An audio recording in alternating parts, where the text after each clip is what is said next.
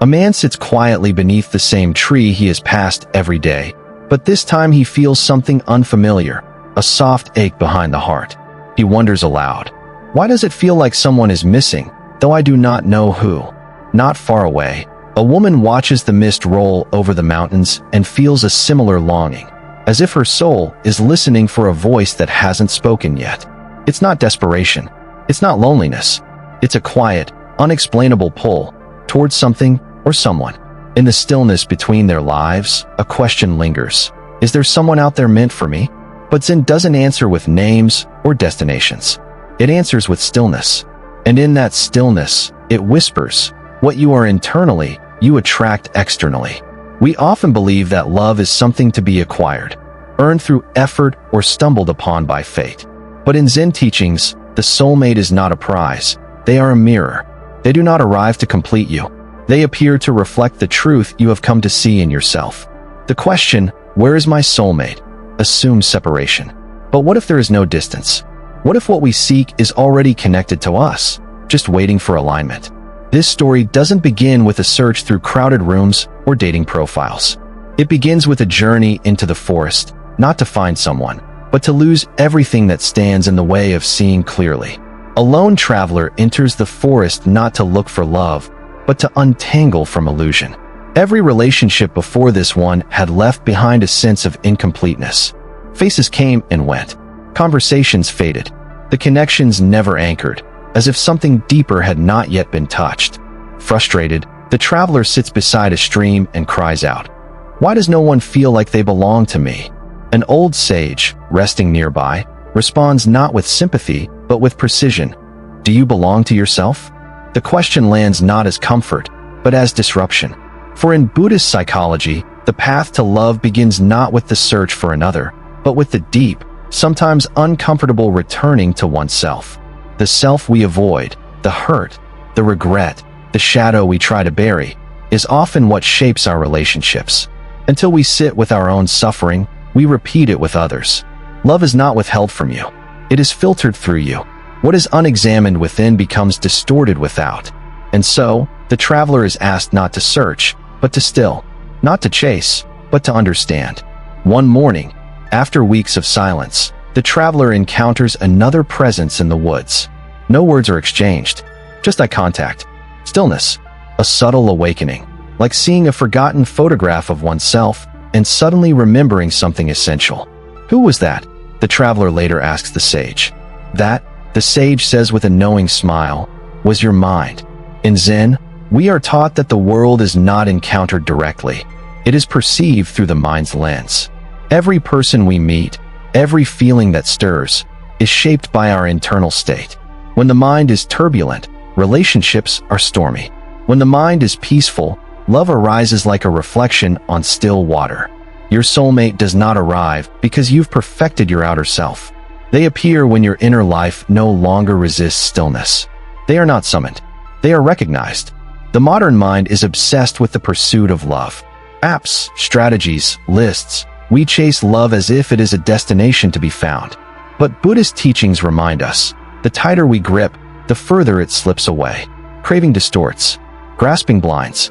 When we desire love with fear, we attract fear wearing the mask of love.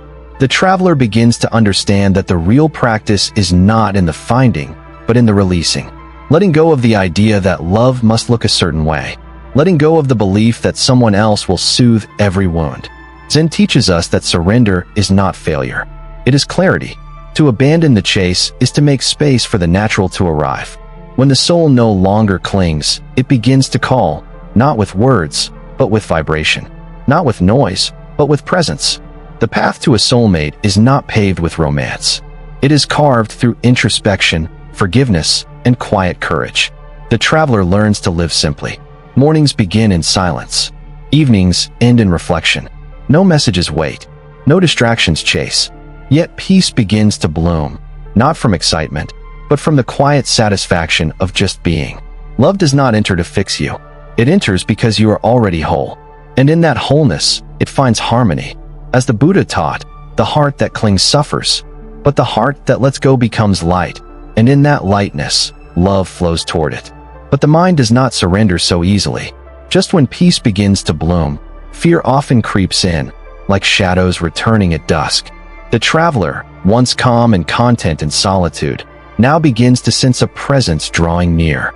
This time, it is not just a silent observer, but someone who speaks with their eyes, walks with calm, and listens not only with ears, but with the soul. A deep connection begins to form, one that feels sacred, weightless, ancient. Yet, as joy begins to rise, so does anxiety. What if this isn't real? What if it ends like the others? What if I lose them too? The mind, trained by past wounds, begins to prepare for abandonment even before love has fully arrived. And in doing so, it starts to tighten its grip, not to protect, but to possess.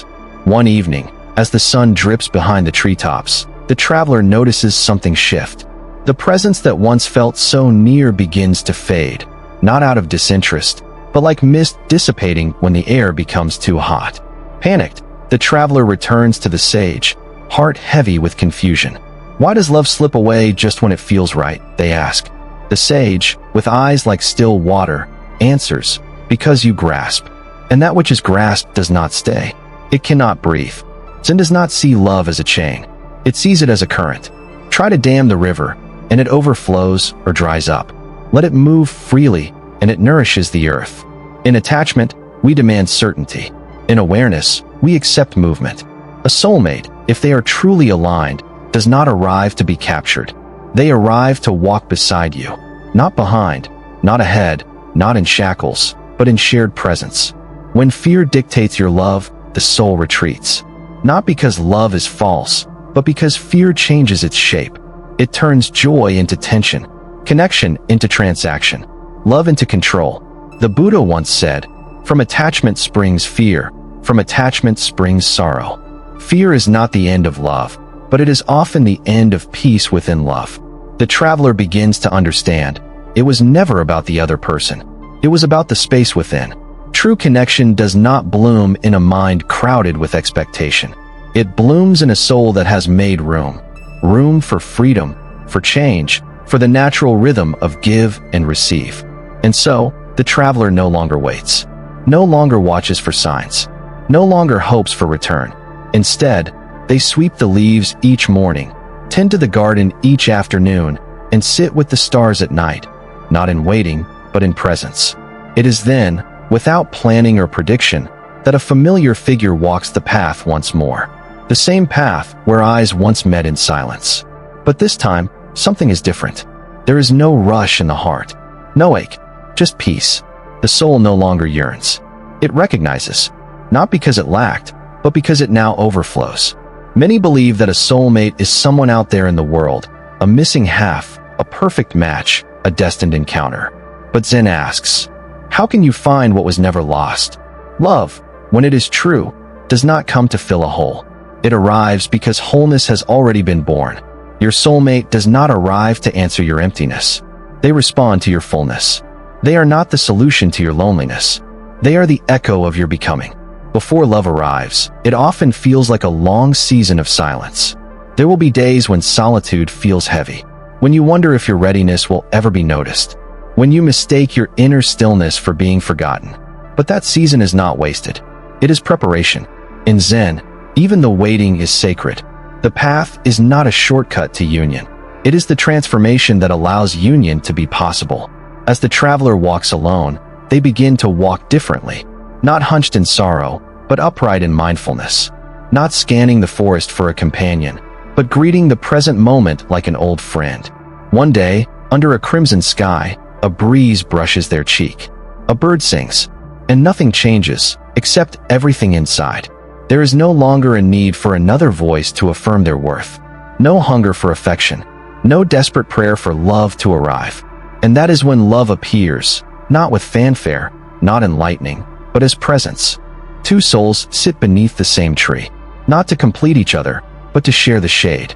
Most people don't realize it, but the very act of searching can be a form of resistance. We search for love because we believe it's missing. We search for someone because we feel incomplete. But Zen says, seeking assumes separation, and separation is illusion. When we run toward love with a sense of lack, we are not truly loving, we are craving. And craving, in Buddhist teachings, is the seed of suffering. It's not the wanting itself that harms us. It's the belief that something outside of us will resolve what is inside. And so, the traveler reflects deeply on all the times they had chased love like a hunter in the woods. Careful, strategic, desperate. But no matter how sincere the effort, the result was the same. Temporary connection followed by familiar heartbreak. Why? Because the intention was rooted not in clarity, but in hunger. You cannot build a temple on unstable ground. And you cannot welcome sacred love into a heart that does not yet know its own silence. Later, sitting with the sage once more, the traveler asks, "Why do I keep attracting the same patterns, the same kinds of people, the same heartbreaks, even when I try to change?" The sage closes their eyes and in a soft voice says, "Because the world you meet is shaped by the mind you carry." In Buddhist psychology, there is the concept of vijnana, consciousness shaped by karma.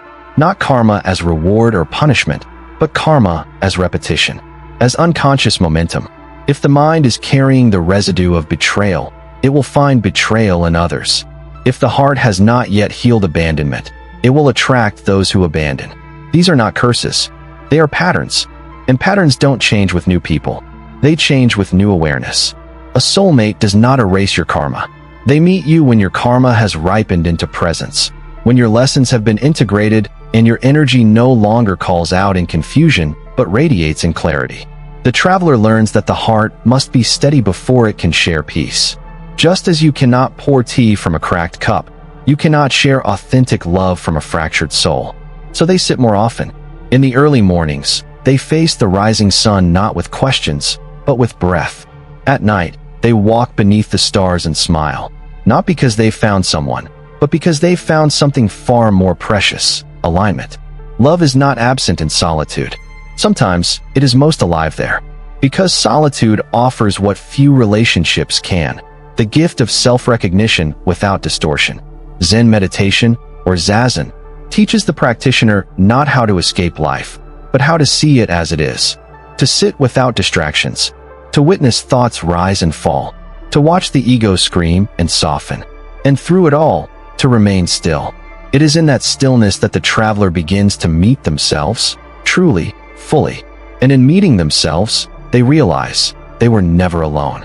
They were only unaware. One morning, a stranger enters the forest path. They carry no aura of urgency, no aura of seduction, just presence. They do not speak. They do not stare. They simply sit, near the traveler, sharing the same stillness.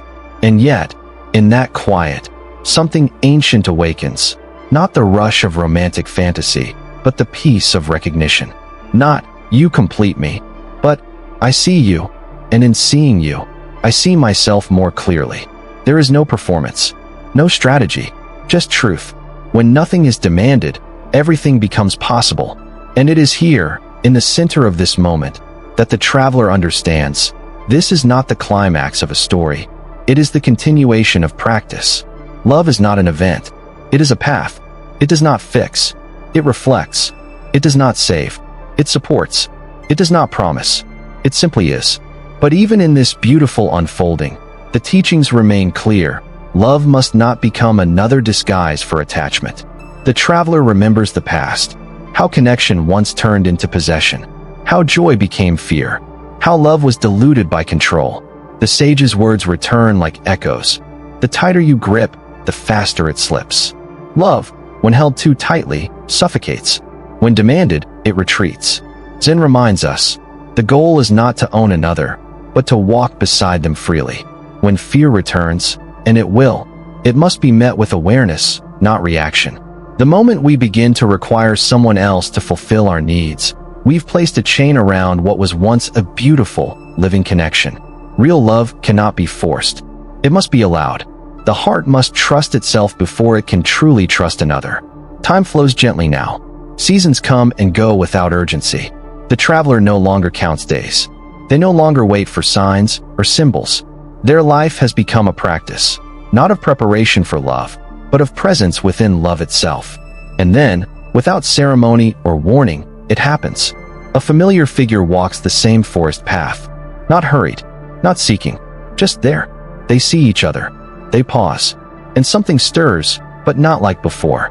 There is no lightning, no overwhelming wave of emotion. Just calm, just clarity. They sit again beneath the same tree where their souls once met. But this time, there are no questions in the traveler's heart, no aching for confirmation, no fear of loss. There is nothing to grasp, and so nothing slips away. Their eyes meet, and what passes between them is not need, not hope, not fantasy, but truth. Truth, when it arrives, does not require proof. It simply resonates. And in that shared silence, something unspoken becomes sacred. In Western ideas of romance, love is often portrayed as something to pursue, to chase, to win. But Zen turns this idea on its head. It teaches us that love does not need to be hunted, it needs to be invited. An invitation is not a performance. It is space. Space within yourself where another can exist without fear of being molded. Space in your mind where another can speak without the echo of your insecurities distorting their words. Space in your heart where love can land without immediately being bound. The traveler created that space, not by luck, but through practice. Not through absence, but through fullness. The presence returned because there was room to return. The sage once said, "Love, when it matures, no longer speaks the language of need." This is the true transformation, when love is no longer about filling a void, but sharing in abundance. There is a soft, enduring joy in being with someone and not needing them to be anything but what they are. There is a profound peace in realizing that you do not have to be anyone else to be loved. The traveler and the companion do not speak of destiny. They do not label the moment. They do not rush to define what it is or what it could become. They simply walk together. One step, then another. Love that is rooted in mindfulness does not demand a future. It embraces the now. And in that embracing, it grows. Many people search for a soulmate with the hope that this person will rescue them from themselves, from loneliness, from pain, from the burden of the past. But Zen asks, why seek a savior when you can become your own sanctuary? The soulmate is not here to fix you. They are here to reflect you.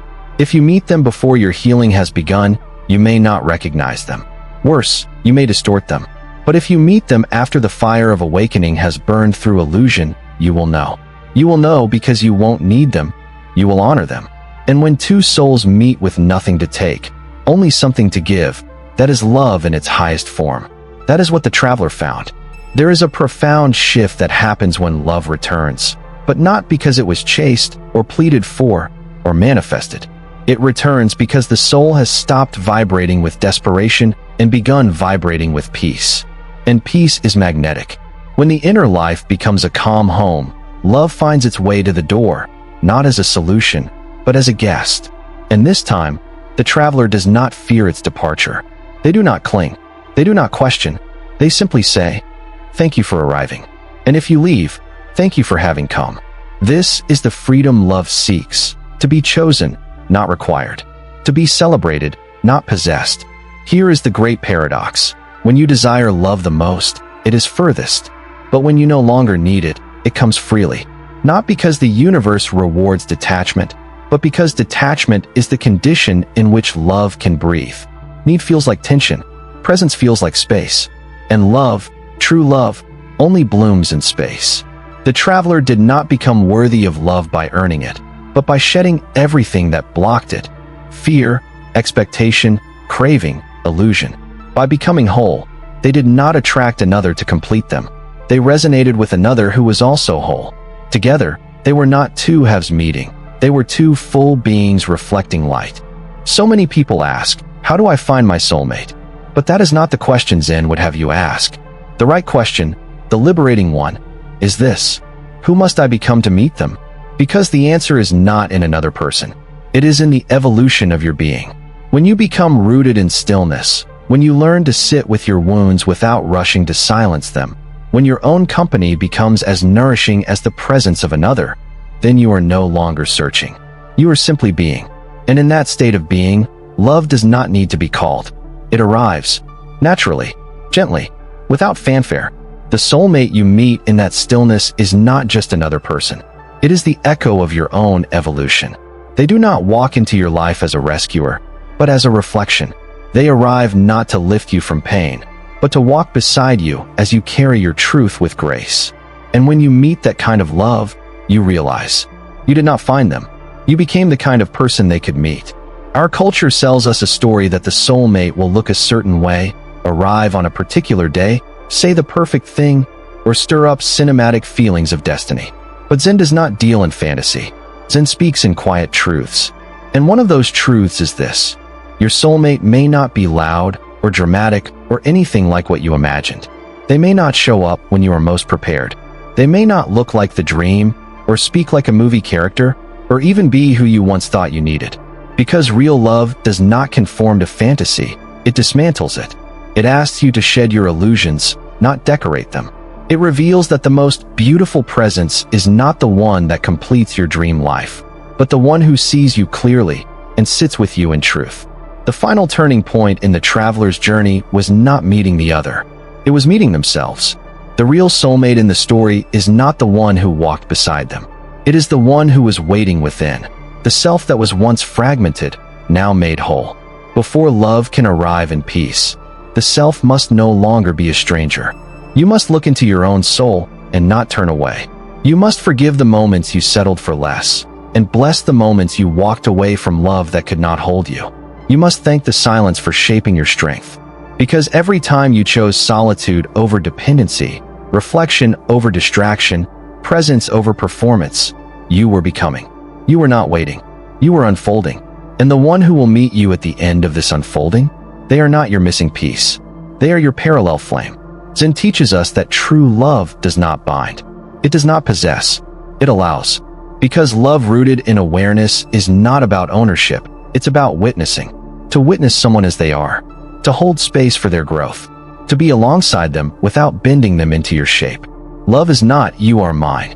It is "I see you, and in that seeing, I free you." And when that is mutual, when both hearts come unburdened, both minds come quieted, both spirits come awakened, that is the love Zen points to. Not the fantasy, but the freedom. So, how do you get your soulmate? You don't. You become. You become the version of yourself that no longer chases completion, because you have remembered your own wholeness. You become the still pond that reflects the moon perfectly, unshaken by winds of craving or fear. You become the person who does not ask for love to arrive to make life better, but who makes life a sanctuary where love would feel at home. And then, one day, when you are not asking or hoping or manifesting, someone will appear. They will not arrive to fix your life. They will simply sit beside you, and together, you will realize. This is not the beginning of something new. This is the recognition of something true. Zen offers no guarantees. It promises no perfect endings. What it offers is the most honest love of all, the kind that arises from clarity, from compassion, from consciousness. So, let go of the fantasy. Let go of the checklist. Let go of the belief that love will save you from yourself. And begin the practice of becoming the person you were always meant to be. When your soul is ready, when your breath is quiet and your heart is light, love will not need to be summoned. It will simply recognize you, and it will arrive, not to complete you, but to walk beside you, in stillness, in truth, in love.